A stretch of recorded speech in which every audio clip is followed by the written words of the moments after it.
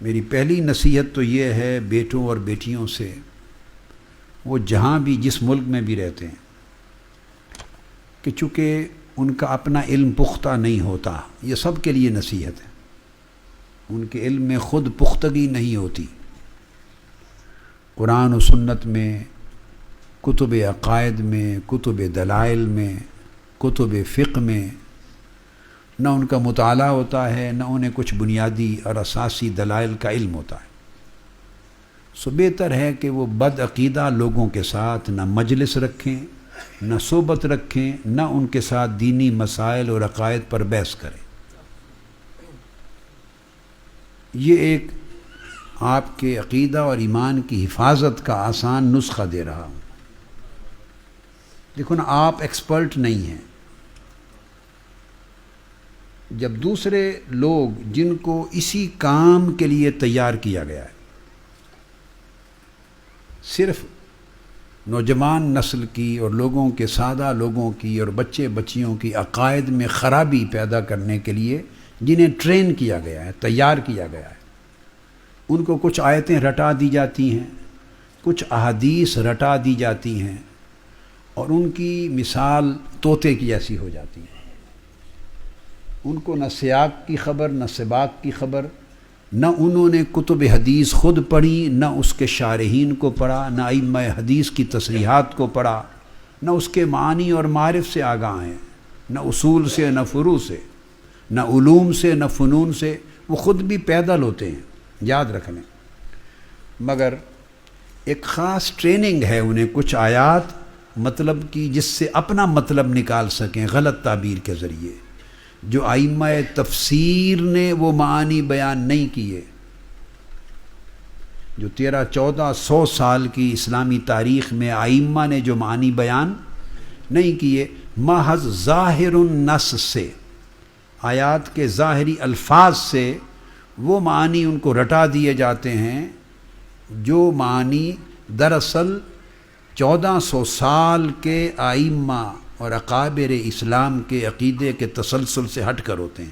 مخالف ہوتے ہیں، رٹا دیتے ہیں آیتیں، وہ پھر بے جا ان کو پڑھتے ہیں، بے محل پڑھتے ہیں، اور احادیث چند ایک رٹا دی جاتی ہیں، اور آپ کو اتنا کچھ بھی رٹا ہوا نہیں آتا۔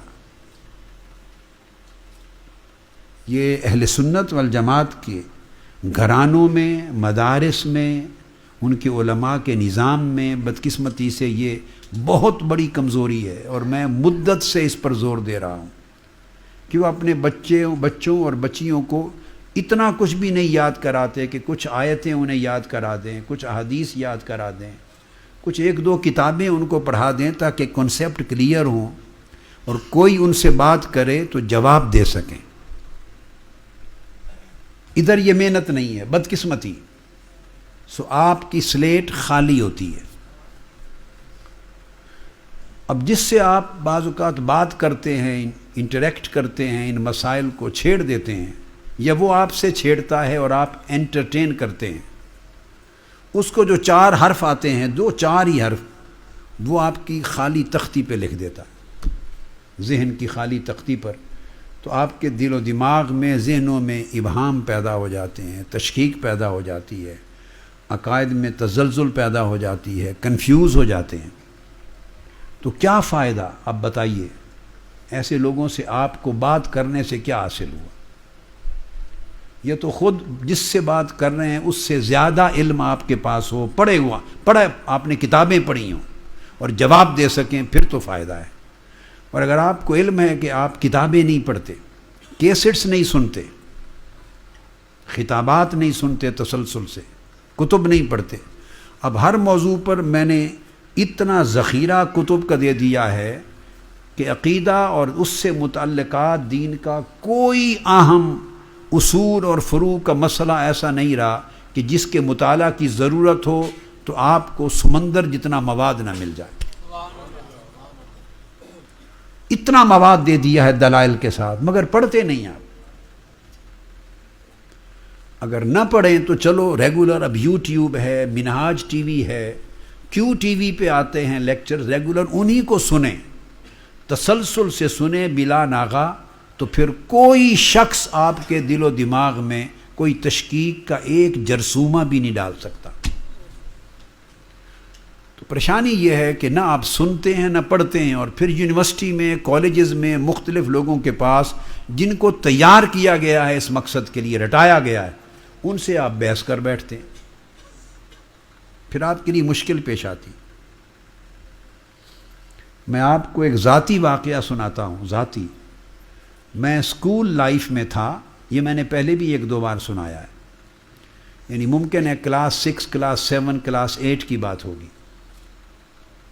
میں نے درس نظامی عربی کتب، جس کو درسیات بولتے ہیں، یہ کلاس 7 میں تھا تو میں نے باقاعدہ شروع کی تھی، 7ویں جماعت میں۔ اور دینی کتب کا مطالعہ میں اس سے بھی 2-3 سال پہلے چھوٹی عمر میں جتنی صلاحیت پڑھنے کی تھی اس طرح کی کتابیں اردو میں پڑھتا تھا، اس سے بھی قبل۔ تو 1962 میں نے شروع کیا۔ صرف و نحو کے ابتدائی رسائل ہوتے ہیں، اور مرقات الادب وغیرہ عربی لغت کی کتابیں ہوتی تھیں، رسائل ہوتے تھے، ابتدائی کتب اور رسائل جو درس نظامی کا ایک نظام ہے، پھر اس کے بعد منطق کی کتابیں وغیرہ وغیرہ، فارسی کی، عربی کی۔ تو 1962 میں شروع کی۔ والد گرامی حضرت قبلہ ڈاکٹر فرید الدین رحمۃ اللہ تعالی علیہ، جو اپنے زمانے کے اولیاء میں سے بھی تھے، محدثین میں سے بھی تھے، مفسرین میں سے بھی تھے، متکلمین میں سے بھی تھے، اور ادباء شعراء میں سے بھی تھے، اور طبیب تھے، پروفیشن میں ڈاکٹر تھے، جیسے میں پروفیشن میں پروفیسر آف لا ہوں۔ تو 1 سال پڑھانے کے بعد پھر آقا علیہ السلام کی بارگاہ میں اور مدینہ پاک مجھے بعد میں لے گئے تاکہ میں عربی تھوڑی سمجھ سکوں، پڑھ سکوں، بول سکوں۔ اب میں اس زمانے کی بات بتا رہا ہوں، اس سے بھی تھوڑی عمر میں، تو مجھے شوق تھا مطالعہ کا، تو مختلف مصنفین کی، علماء کی، مختلف مذاہب کی، مختلف فرقوں کی جو کتابیں ملتی میں لے آتا اور ان کو لائبریری سے لے کے پڑھتا۔ تو میری ایک اپنی لائبریری تھی، چھوٹی عمر میں بھی 2 الماریاں بھری ہوتی تھی، اسکول لائف میں دینی لائبریری کتب کی۔ تو وہ میرے والد گرامی رحمۃ اللہ تعالی علیہ کا تربیت کا نظام میرے اوپر یہ تھا کہ وہ ہر دوسرے چوتھے دن تشریف لاتے اور میری لائبریری کی کتابوں کو چیک کرتے، اور بعض کتابیں جو باطل عقائد کی یا گمراہی پر مبنی عقائد کی یا اور لغزشوں والے عقائد کی غلط ملت کچھ نظر آتی جو میں مطالعہ کرتا تھا عام، وہ نکال لیتے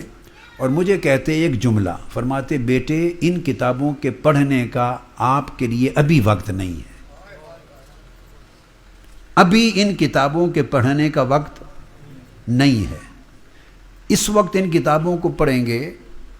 تو جو ان کتابوں کے مصنف ہیں، لکھنے والے، اس وقت آپ کا علم ان سے زیادہ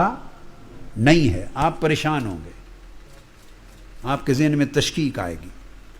ایک وقت آئے گا اور بہت دور نہیں کہ آپ ایسی لاکھوں کتابیں پڑھ لیں، پھر آپ کو فکر نہیں ہوگی۔ تو ایسی کتب کو اس وقت پڑھیں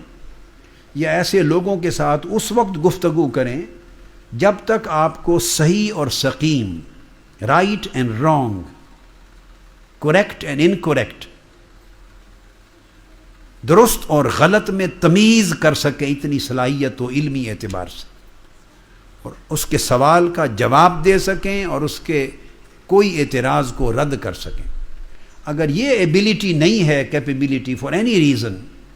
then you should never enter into any debate, don't entertain their discussions,